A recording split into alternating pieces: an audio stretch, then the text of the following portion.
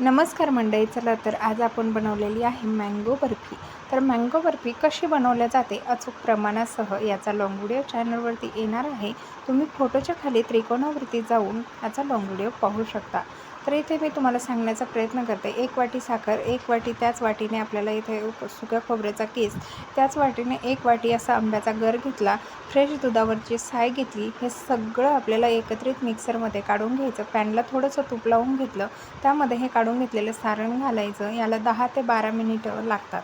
तर 12 ते 13 मिनिटं आपल्याला इथे लागलेली आहेत. आता आपली बर्फीचं बेटर जे आहे ते तयार झालं. खालची बाजू उलटण्याने वर केली की पांढरट वाटली की समजायचं आपलं बेटर तयार झालं. आता इथे एका तूप लावलेल्या ताटामध्ये अशा पद्धतीने सेट करून घ्यायचं.